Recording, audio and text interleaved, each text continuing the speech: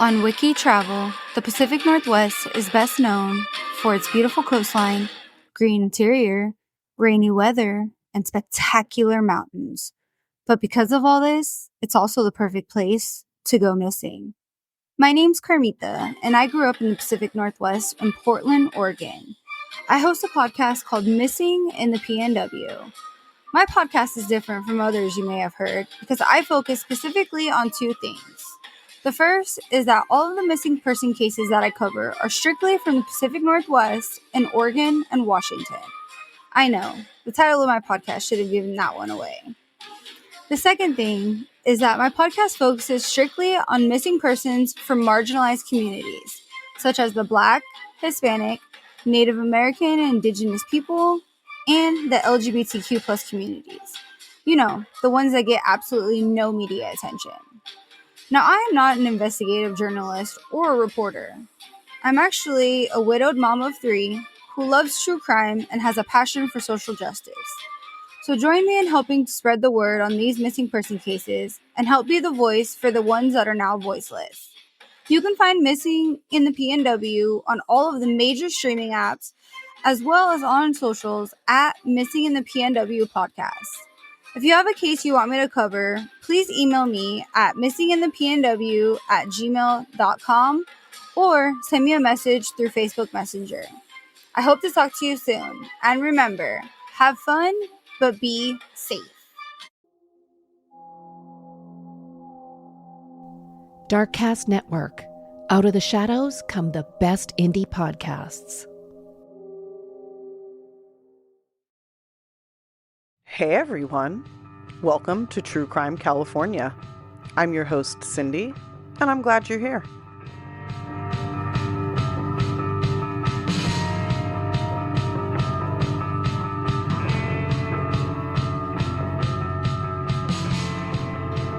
Hey everybody, welcome back to True Crime California. We're back for another episode.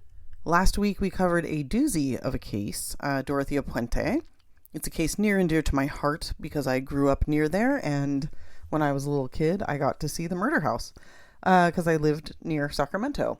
It was a big case, and so this week I'm doing something a little more smaller, proper English for you there. I think it's fun to have these big cases that everyone knows, and I get to kind of do my research and have my say on the subject. But I also want to make sure that I'm peppering in lesser known tales that are interesting and are something new for people to listen to. So hopefully you guys like the tale today. Please continue to like, rate, review. Please feel free to email me case suggestions, truecrimecaliforniapod@gmail.com. I want to hear anything that you want to hear. And I want to cover cases that I don't know about. It's, I enjoy the research part of this more than anything. Like being able to kind of put a case together, finding little bits of information. So if I have a case that I've never heard of, that's going to be super fun for me because it's all new stuff. It's not a rehashing. It's not a retelling. It's a whole new adventure. So feel free to send those ideas. I want to hear them and I want to cover them.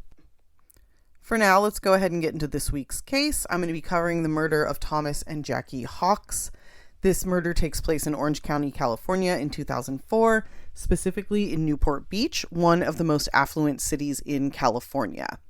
It also, at one point, had the most KKK members per capita of any city west of the Mississippi, so not like the best distinction, but I thought people might find that interesting to know, so I wanted to share it. I'm going to start out by talking about Jackie Hawks, who was born Jackie O'Neill in 1957. She was actually born and raised in Ohio, so quite a ways from California.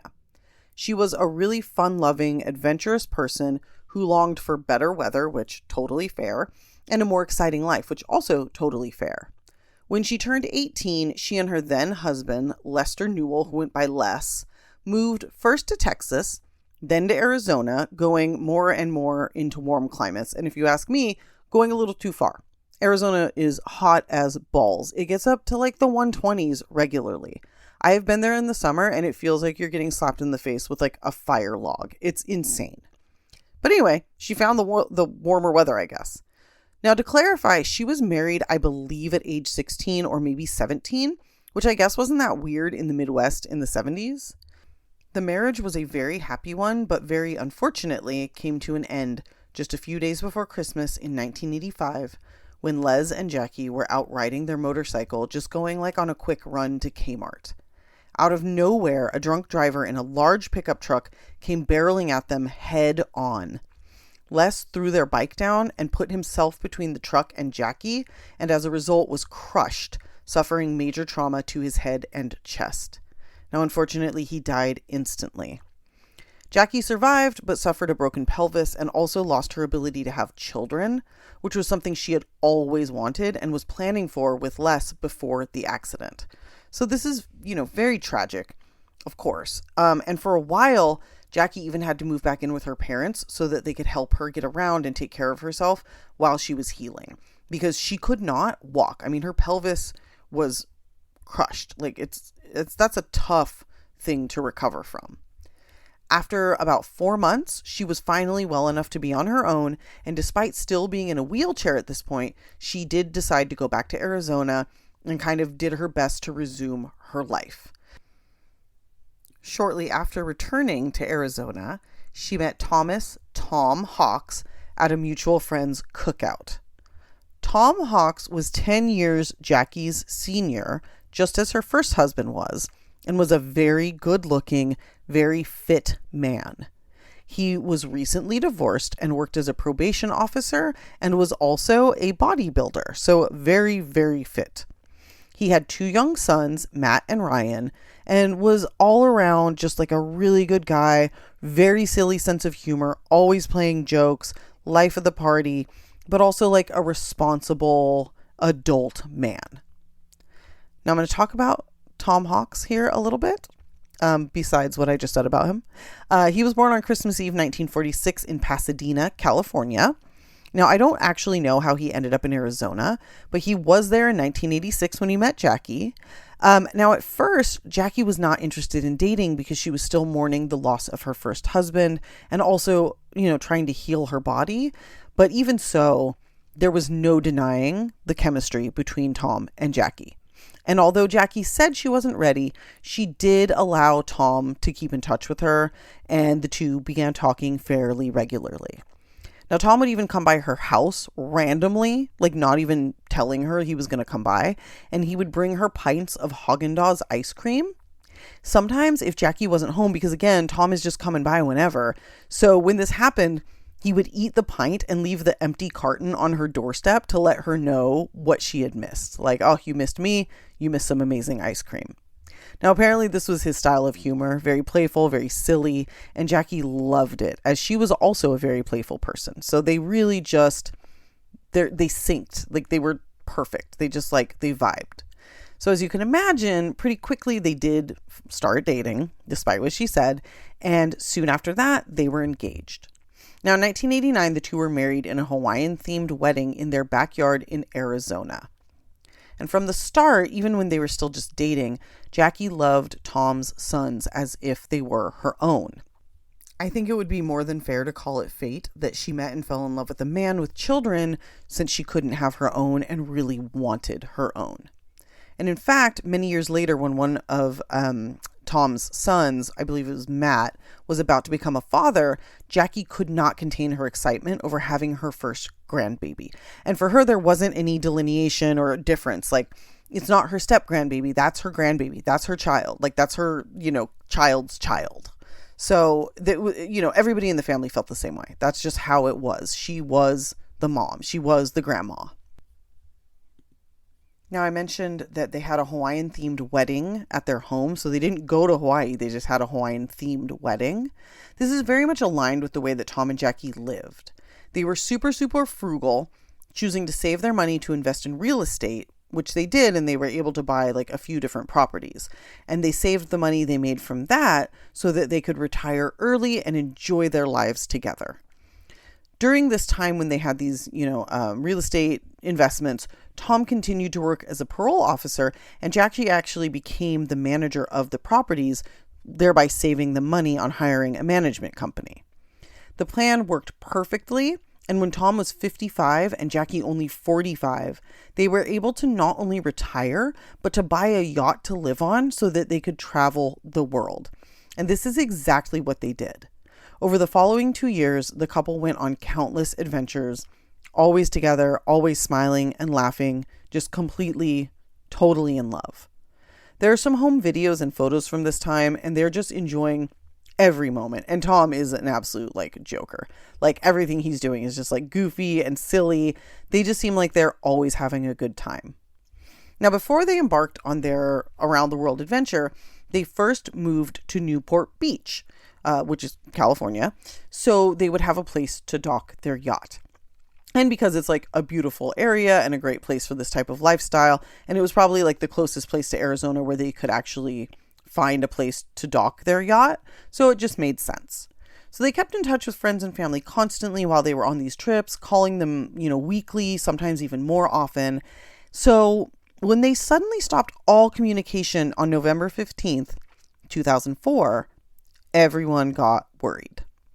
As I mentioned previously, their son was expecting his first child, and because of this, Jackie and Tom decided it was time to hang up their sails. That's not a saying. I don't know what that means. But anyway, they were going to come back to shore and to normal life. I wrote that. They're going to hang up their sails. You don't hang up. What are you talking about? I was tired. I told you I had the flu when I was doing this, or the research anyway. So anyway, they wanted to be closer to the family so they could spend time with the first grandchild. So they decided, you know what, we're going to sell the yacht. We're going to buy a house. We're going to, come back to Arizona. We're going to settle back down into our golden years with our family. So they decided to sell the yacht, which, by the way, was named the Well-Deserved because of how hard they had worked to buy it, which I thought was pretty cute. And again, sounds aligned with their sense of humor. So the couple put the Well-Deserved up for sale in the local papers because that's how you did it back then. And pretty soon they were telling friends and family that they had a buyer and that it would just be a few more days before the deal was done. And then they went radio silent and disappeared off the face of the earth. Because Tom and Jackie would leave to go on trips to various islands and sort of take off for a week or two at a time, it took 10 days for their friends and family to finally call the police and report them missing. Luckily, the police agreed to investigate pretty much right away. Tom and Jackie's boat was actually parked in the Newport Harbor, docked, I should say, in the Newport Harbor. So police were like, oh, well, the boat's here. Let's check it out. So they board the boat. They don't go inside the cabin at this point, but they're at the outside kind of looking around. And there's signs that people live there, but nobody's there. Now, police did find a red fingerprint on the railing. This concerned them because they thought it might be blood, but this also gave them probable cause to go inside the cabin of the yacht. Now, inside the cabin was an absolute mess, which is very much not like Tom and Jackie and was another big red flag for the police. Police also knew that the couple were looking to sell their boat. So on the one hand, they were like, well, maybe they did sell it and the new buyers are just very messy people. But that theory sort of fell apart when they got inside the actual cabin and found all of Tom and Jackie's photos and other personal items still in the boat and not even packed up. They were just out as if they still lived there. Now, even with all of this, there was nothing to explicitly suggest foul play, but police were very concerned and they put out a reward for $1,000 for any information that would lead to finding the couple. Luckily, Tom and Jackie's family had the contact information for the people that were looking to buy the boat.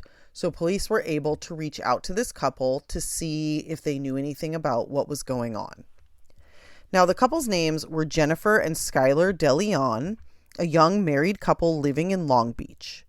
One important thing about this is that they were living in Long Beach with Jennifer's parents, and they weren't even in the main house. They were living in her parents' converted garage, which, how are you buying a yacht if that's your living situation, right? That just seems weird. Maybe they were also frugal like the Hawks, but probably not. Anyway, police found the couple and interviewed them, and their story only led to more confusion. Now, Skylar and Jennifer both said they were very worried about Jackie and Tom and that they had also been looking for them for some days as well. They were looking for them because they had in fact bought the yacht and needed them to come back and remove their personal items so that Skylar and Jennifer could move in. When this couple arrived at the police station to talk with police, they brought their young child with them, and it was also clear that Jennifer was very, very pregnant with their second child. So they said, we bought this yacht because we needed more space for our family, and also we wanted to live on the water. Police are like, okay, that's all well and good, but where did you get $465,000 in cash to buy a yacht? Because they said it was in cash because there was no loan. So they're like, if there's no loan, if you can't show us a loan, you bought it in cash. So Skylar pretty much just straight up admitted that they got this money through drug dealing. Now, this was a big deal because this wasn't just admitting to drug dealing, but also money laundering, because buying a yacht with cash is a great way to hide your illegal earnings. So police are already starting to sort of unravel this really weird story, and they don't really know what to think, and they don't trust this couple, but they don't really have much to hold them for or to use against them at this point, so they have to keep digging. Right now, though, let's take a moment to talk about Skylar DeLeon. Skylar DeLeon was born John Jacobson in 1979 in Sun Valley, California, which is just about 5 miles from where I am sitting right this moment. Her father, and I say her because Skylar has transitioned and is now living as a woman. So anyway, her father was an abusive drug dealer who abused Skylar as a child, and at one point when he found her wearing makeup and putting on dresses with girls in the neighborhood, beat her severely. Now, beyond being abusive, he also forced Skylar into child acting. Skylar had a nice, fairly gender-neutral face, which is great for child acting roles, and was actually moderately successful, booking quite a few commercials and even a non-speaking role on the Mighty Morphin Power Rangers, which if you're my age or a little bit younger, might have been your thing. Wasn't mine, but it was definitely around at my time. In fact, one of my friends dated the Yellow Power Ranger, which every time I tell people that, they lose their minds. I guess that she was a thing. But anyway, Skylar was also on that show in a non-speaking role, but somewhat, a little bit successful, I guess. After a while, the acting gigs dried up, as did Skylar's relationship with her parents. And in truth, I couldn't even find anything about her mom, only her dad. So anyway, she moved to Long Beach and met Jennifer Henderson, who fell so in love with her that Skylar even trusted her enough to share with her that she wanted to transition and become a woman. Jennifer wanted this for Skylar because Jennifer loved Skylar. But the two had very little money, no skills, and had to hide their true selves from everyone, most of all, Jennifer's evangelical Christian parents with whom they lived. Skylar and Jennifer were married, but not before Skylar legally changed her name from John Jacobson to Skylar DeLeon. Jennifer, of course, took her last name when the two were married in 2001, and pretty much as soon as they got married, they started to run into financial trouble. First, Skylar bought Jennifer a $10,000 engagement ring while she was unemployed, and Jennifer was only working part-time. The two bought new cars, new clothes. They just spent and spent and spent. Their credit card debt ended up being over $17,000 at one point, and there were no signs of them slowing down.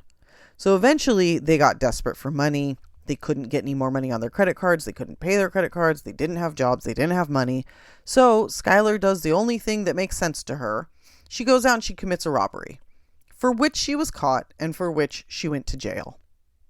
Now, Jennifer's parents, for whatever reason, agreed to pay the $2,100 per month for Skylar to be put on a work furlough program, where she had to work during the day, but was also allowed out of the jail at that time, but had to come back at curfew and sleep there every night, I think starting at 5 p.m. This little bit of information comes into play later. So just remember that she's on this work furlough program. I'm not exactly sure what the two were doing for money during this time, but I know that once the work furlough program was done, Skylar and Jennifer were again desperate for money.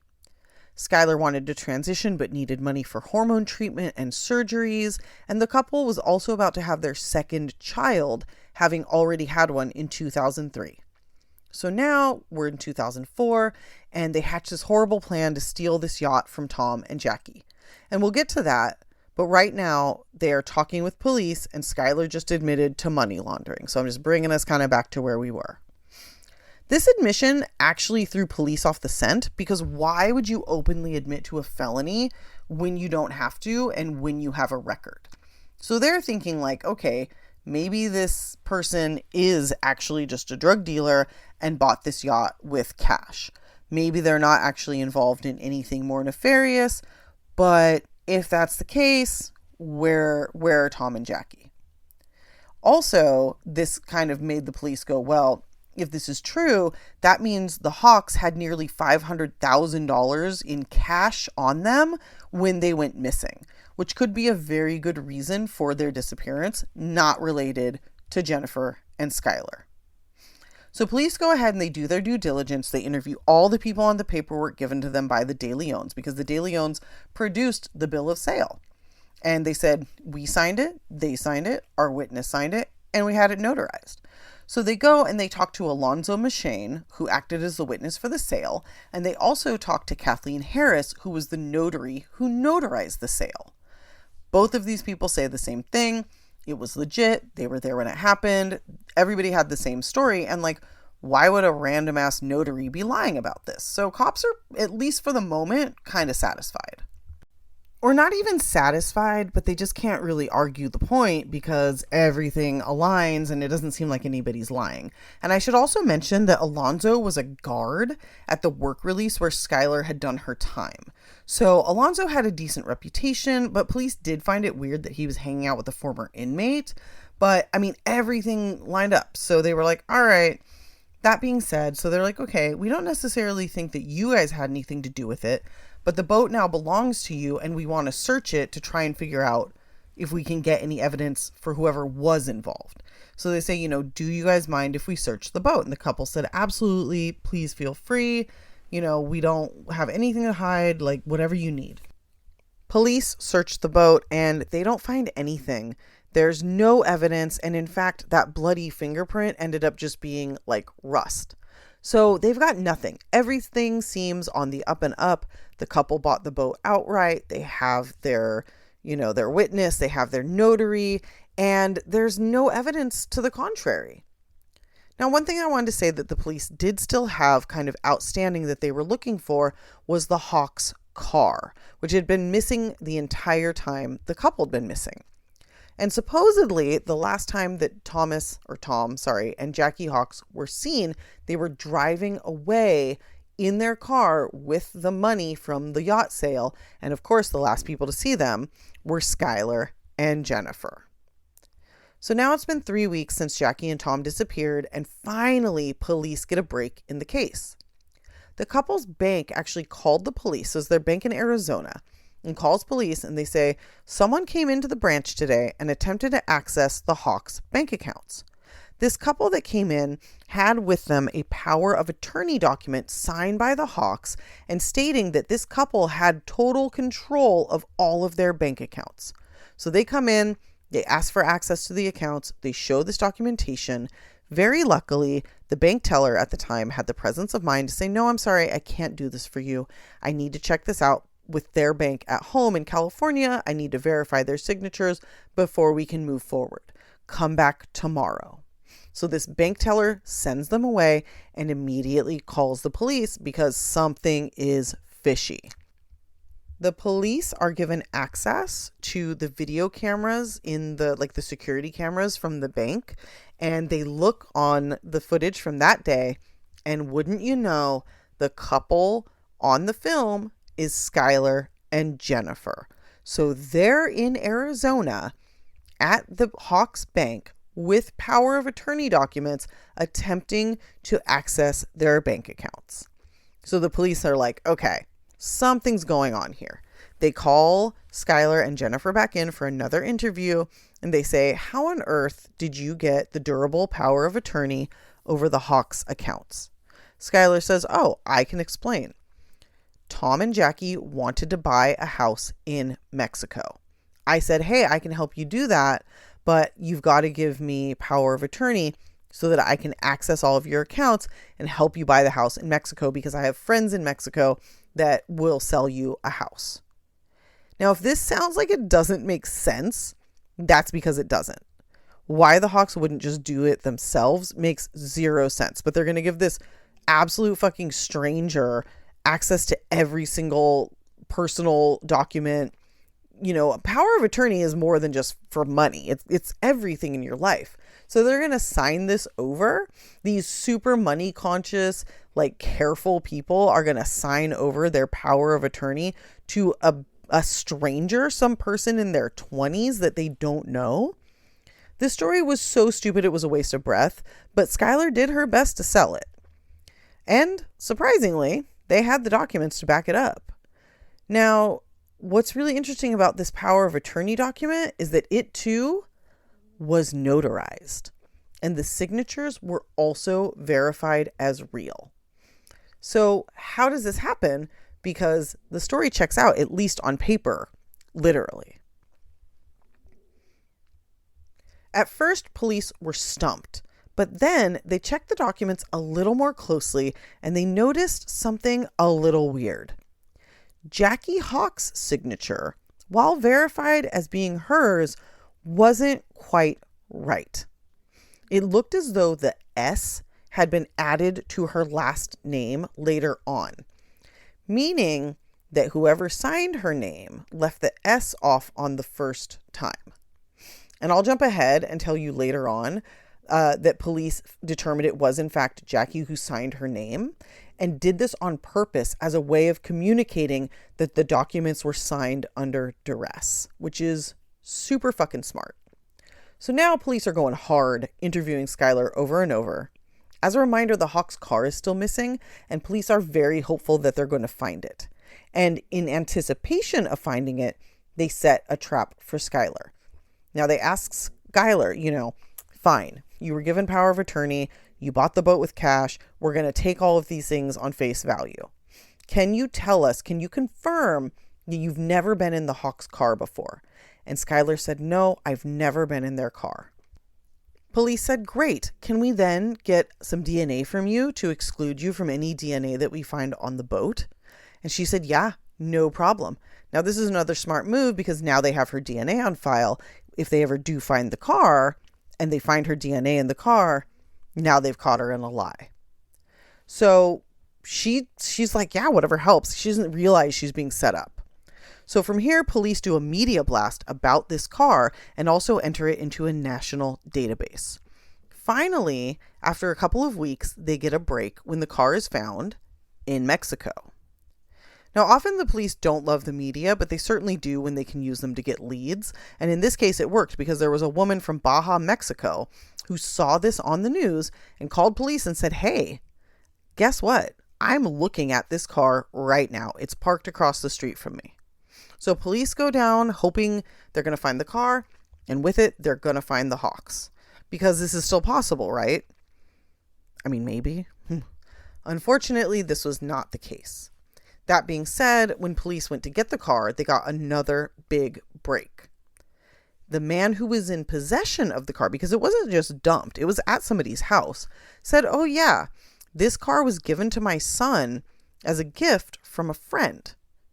That friend's name was Skylar De Leon. He and Jennifer had both been in Mexico and had gifted this car to this person. So now police know everyone is lying. And this includes the notary, who seemingly had no connection to any of these people, but is clearly doing something shady. The Hawks never drove that car anywhere. Skylar did. And police know this now, so they process the car for DNA. Of course, they did, in fact, find Skylar's DNA inside the car. Now, they're still holding off on arresting her because they're trying to get some more pieces of the puzzle together. But next, pretty soon after this is going on, Skylar's parole officer calls the police and says, hey, Skylar's asking to leave the country to go work in Bermuda, which sounds like bullshit, but also forces the cops' hands. So they can't wait to arrest the De Leons anymore. They have to do it now. Skylar's trying to bail out to Mexico or Bermuda or whatever. So the cops act quickly and arrest her for the money laundering charge, which they hadn't done yet, and to which she, admitted at the outset of the investigation. Now, Jennifer is there demanding to know why Skylar's being arrested, and police say money laundering. And when they do, both Skylar and Jennifer's faces changed from fear to relief, which is like, have a fucking poker face. And it's also ridiculous because obviously that's where this is going. If they were going to arrest Skylar for that, they probably would have done it before. It's obviously just a way of getting her under, keeping her in the country, essentially. So now police, with the arrest, they get a warrant to search the garage where the couple lives, and they find just a jackpot, a ton of items belonging to the Hawks, including their IDs, their laptop, a video recorder with a tape in it. And the worst part is that, this isn't the worst part, but it's just another really insulting part, is that the De Leons had just taped over whatever the Hawks had recorded with their own home videos. So it's just callous. So at this point, very unfortunately, police are like, this is absolutely a murder investigation. There's no way that the Hawks are still alive with the evidence as it is. Their car in Mexico, their IDs at the De Leon's garage, apartment, whatever. So they're just like, all right, this is a murder investigation. We need to take this seriously. Now, I don't know for sure if they had the DNA from the car when they arrested Skylar. I think that was actually more just to keep her in the country. But basically at the exact same time, they do get the DNA back from the car. They match it to Skylar's. They know they're on the right track. So the next thing they do is they bring in Kathleen, the notary. They want her for another interview. And in this interview, they lean on her hard. Now, Kathleen, during this interview, does not crack. But later that night, police get a call from her lawyer saying she's ready to talk in return for immunity in the case. Police agree because they don't really think she had that much to do with it, and they're just going to take the chance. And finally, she admits to backdating the documents and tells police that she never, in fact, met the Hawks. When those documents were taken to her, they were already signed, the thumbprints were already on them, and she just backdated them to make it look legit. Now, she was given $2,000 for doing this and promised more money later on, probably after the De Leons thought they were going to get access to those bank accounts and have all of the money that the Hawks had, which was probably a pretty substantial amount. Police also, of course, want to talk to Alonzo Machane, the witness to the documents being quote-unquote signed, which is probably more likely that he was a witness to the murders, and who's friends with Skylar and the former guard at the work release. Now, Alonzo catches wind of what's going on and decides, I don't want to talk to the cops. So he flees the country and goes to Mexico to live with his relatives. Now, police are like, we're going to extradite this guy. He had something to do with this. And Mexico says, you're not doing shit unless you take the death penalty off the table. Because they're basically thinking, he's going to get arrested for murder. If you're going to fucking try to kill him, you can't have him. Because Mexico doesn't go for that barbaric shit. They don't kill people in prisons. At least the government doesn't. So Alonzo gets spooked because he sees that the extradition is about to happen, so he jumps on a chance for a deal. He says to the American police, I will give you the full story. In exchange, I want a very reduced sentence and no possibility of the death penalty. They say, you got it. Come back to America. Tell us what happened. You will not go to prison for the rest of your life, and we won't try you for the death penalty. So he does just that. And now the full story sort of comes out after Alonzo gives the police the details he knows. But I'm going to just kind of use this as the time to fill in all of the blanks. So Alonzo doesn't tell them all of this, but this all came out kind of after, and it's just a good timing to do it. So Skylar and Jennifer, obviously very hard up for money and desperate, and with Skylar wanting money in order to transition, decided that they would hatch a scheme to rob the Hawks of their yacht, which they found for sale in the local paper. Skylar at first went to meet the couple with Alonzo only, not with Jennifer, and the Hawks were a little suspicious, which I think is totally fair. Tom later said to his family, "How does a young guy like this have enough money to buy this boat, and in cash no less?" Skylar realized this was going to be a tough sell to kind of get the Hawks on board and to trust them. So she decided to bring Jennifer, who was very pregnant, as well as their young child, to the boat to meet the Hawks. This, of course, put the couple at ease because nobody would ever suspect a pregnant mother to be a con artist and accessory to murder, right? So after that, things went much more smoothly and the Hawks agreed to the sale. As long as Skylar and Jennifer wanted to buy it, of course. Skylar and Jennifer said Skylar would come back to test out the boat on her own because Jennifer is too pregnant to come back again. So instead, Skylar would bring along her accountant and Alonzo, who would act as the witness to the sale. Now, during this time, Skylar and Jennifer, as well as Alonzo and another man, a local gang member, were in contact constantly discussing the plan, and their cell phone records to show all of this. Now, it's not clear if Alonzo always knew that they were going to kill the couple, but I believe that he was in the dark at first, but by the time he knew what was going to happen, like, he was kind of too deep. He was in too deep, so he just kind of agreed to it. The gang member they'd been in touch with, who was a friend of Skylar's, didn't want or couldn't get involved in the con, so their original gang member friend connected Skylar with another man named, and I'm not joking, John Fitzgerald Kennedy. So he went by JFK. And he was another gang member and was ready to do whatever they wanted him to for some money. His poor mother giving him a name like that, and this is how he turns out, right? Like, big yikes. So anyway, on November 15th, 2004, Skylar, Alonzo, and JFK board the well-deserved via dinghy picked up by Tom. They take the yacht for a spin, and Skylar even puts on a wetsuit to quote-unquote inspect the hull, fully selling the buyer thing. I don't know for what reason. As a note, during this time, Skylar and Jennifer were again in constant phone contact using a cell phone.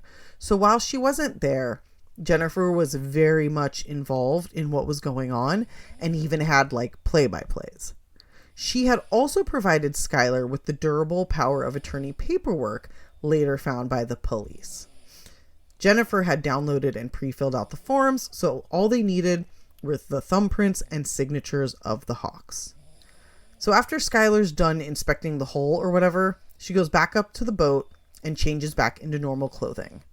At this time, Alonzo is in the galley with Jackie, and JFK and Skylar are in the bedroom with Tom. Suddenly, JFK puts Tom in a headlock, and Jackie yells, "Skylar, why are you doing this? We trusted you. You brought your wife and your kids. You had them here. How can you do this to us? We trusted you." She and Alonzo are struggling as she's yelling this, and he's trying to subdue her, but she's fighting hard. Unfortunately, finally, he is able to subdue her, and it takes the other two everything they've got to hold Tom down, because again, bodybuilder, former, kind of cop, very fit. They knew to bring extra people. So once they have the couple kind of under control, they handcuff them and put duct tape over their eyes and mouths. They then prepare the paperwork for signing and take first Jackie, then Tom up to the deck to sign the paperwork. Now at this time, Jackie says she does not want to die and just wants to go be with her grandbaby, which is absolutely fucking heartbreaking because that she felt that so deeply in her soul at that moment and almost certainly knew what was going to happen, and it's just so sad. It's so like gut-wrenching. Like it's just fucking awful. It's also at this time that she missigned her name because even in her grief, fear, and anguish, she was still a very smart, badass woman, and she was not going to let these people get away with what they did. They then bring Tom up to do the same. They retie them both, put the duct tape back on, and then, and this is the worst, they go get the giant anchor used to hold down the yacht, drag it slowly to where the couple is. They're sitting bound to each other. They then tie them to the anchor and throw it overboard with Jackie and Tom fully awake and fully alive. It's said that Jackie hit the side of the boat on the way down, and I truly hope that it knocked her out, but we'll never know. They then brought the yacht back, docked it off the main area, and started enacting the rest of their plan to essentially steal the Hawks' lives, or at least all of their money. To add horrible insult to all of this, Jackie and Tom's bodies have never been found. After Alonzo gives this version of events, Skylar is now arrested and charged with 2 counts of murder. JFK is also arrested and charged. And Alonzo is already under arrest and is also charged, though we know he gets a deal out of it and he actually becomes the star witness for this case. At this time, Jennifer is not under arrest because she wasn't on the boat. So police can't prove, at least yet, that she was involved, but they are working on it. They know she was. It's just a matter of time. Now, here comes a little curveball for you. I said this was just going to be one murder. I lied. Before she was arrested, Jennifer Henderson was interviewed on February 22nd, 2005. While being interviewed, she denied having any knowledge of what happened to the Hawks, said she wasn't on the boat that day and had never been in their car, and basically just had nothing to do with their disappearance. She did admit to handling her family's financial affairs and to all of the paperwork fraud, although at that time she wasn't saying it was fraudulent to her knowledge. So she's like, yes, I filled all these forms out. Everything's legit. So basically, she said she thought everything was on the up and up when she put together the power of attorney paperwork, sort of like blaming Skylar, but also not giving cops anything concrete to pin on Skylar either. So it was pretty smart. Now, during this interview, police also asked Jennifer if Skylar ever drove a van. Now, why would you ask about a van? It's an interesting curveball, right? Like I said. Well, the reason they asked is because prior to these murders, Skylar DeLeon was a suspect in another murder. Now, this murder took place in December 2003, and the story behind it is pretty crazy, which is aligned with this entire tale. I had mentioned that work release program previously, and this is what Skylar was doing at the time that this murder takes place. So she's there, she meets that Alonzo McShane person, and she also meets a man named John Jarvie. John Jarvie is a very interesting character. He's a man of conflicts within himself, I believe. On the one hand, he had his pilot's license. He worked hard. He invested his money in real estate with his mother. He was close with his mother. I mean, these are all really good things. On the other hand, John had struggled with addiction from the time he was a teen and had quite a few relapses over the years, including when he was injured and given pain pills, to which he became very addicted. Now, this, of course, does not make John a bad person, but it does mean that he made a lot of bad choices and, as a result, ended up in the work furlough program where he met Skylar. Now, John, or JP as he was known, was released earlier than Skylar, but the two stayed in touch because Skylar had a, quote, no-lose business opportunity for JP down in Mexico. JP was super excited for this opportunity, and he was also excited to learn that Skylar was just going to go ahead and broker the deals during one of her release days, where she was allowed to be away from the prison between 9 and 5. So she was going to sneak down to Mexico and help JP get in on this deal and make all of this money. So in preparation for this trip, JP convinced his mother to co-sign on a loan on his condo, like a home equity loan. And the day before they left for Mexico, JP cashes this equity check and has $50,000 in cash on him before he goes down to Mexico with Skylar. Now, the next day, JP parks his van at Skylar and Jennifer's house and jumps in Skylar's SUV and has Skylar's cousin following behind them in another vehicle. Skylar invited her cousin to go on a surfing trip, but I think it was mostly that she needed a cover. So anyway, they go down to Mexico. They're driving around looking for a place. And so the cousin says, it's weird. We went down this, and this is later, obviously, when the cousin gets interviewed.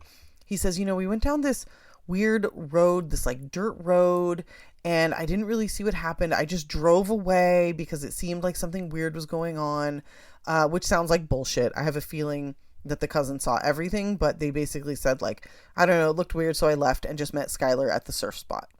So later on, Skylar comes and meets at the surf spot, and everything's cool. So, I dropped JP off. He's down there with somebody. But later on, she admitted, and didn't say I did it, but she admitted that while she was there, someone slit his throat and killed him.